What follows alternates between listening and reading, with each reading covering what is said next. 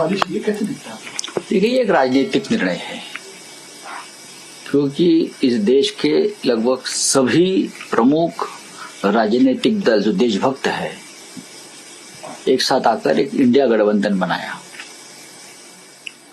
तब से इंडिया नाम से नफरत करने लगे हैं ये लोग। नहीं तो कल तक इंडिया का नाम से डंका बज रहा था पूरे विश्व में। हाँ, सभी योजनाएं इंडिया नाम से चल रही थी, तब भारत की याद नहीं आ गई। लेकिन जब से हमने इंडिया गठबंधन बनाया तो उनको इंडिया से घृणा होने लगी।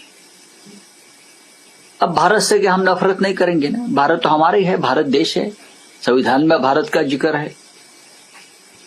लेकिन इंडिया हो या भारत हो, देश देश है। लेकिन आप एक निर्णय लेने जा रहा हो कि इंडिया की जगह भारत, तो क्या आपकी जिम्मेदारी नहीं है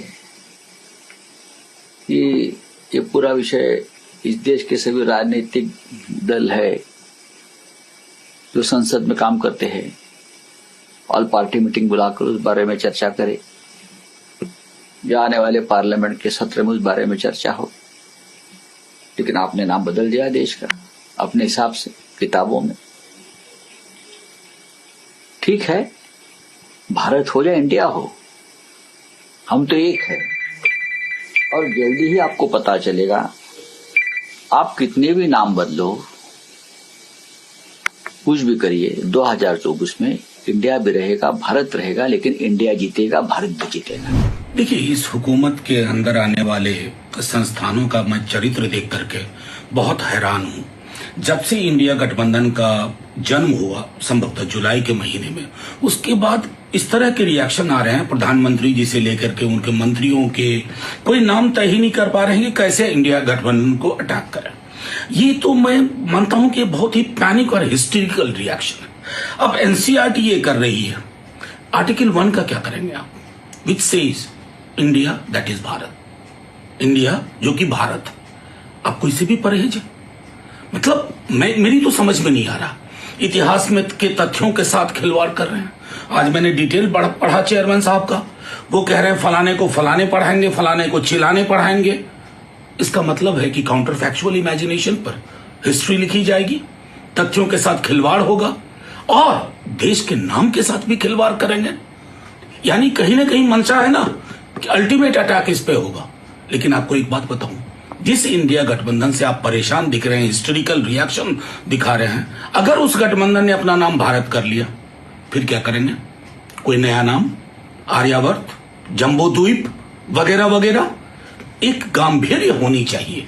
उस गंभीरता का, उस ईमानदारी का घोर अभाव है और इसलिए कोई भी चीज सुरक्षित नहीं है। वो कहते हैं ना मुहावरे में कि बंदर के हाथ में उस्तूरा पकड़ा दिया गया। Everything they didn't have any sincerity on towards Bharat और इंडिया। हमारे लिए भारत और India both are equal, but why doing purposefully all these things for election technically? Understood? This is not coming from your heart. Bharat के लिए नया प्रेम आएगा, क्या प्रेम है? शांति निकेतन इंस्टीट्यूशन पर you are removing the name of Tagore from Santiniketan. Can you imagine this? This is all election tactics, polarization politics. This is not going to work. But we are for Bharat or India. But the way in which they are doing all these things are only political motivation. BJP government at the national level wanted to change the Indian structure. Why we are calling Reserve Bank of India,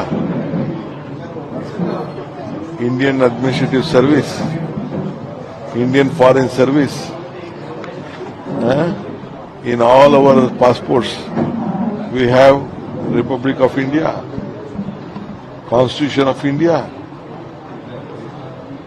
I think something wrong has happened to this government. हमें भारत से भी दिक्कत नहीं है, हमें India से भी दिक्कत नहीं है।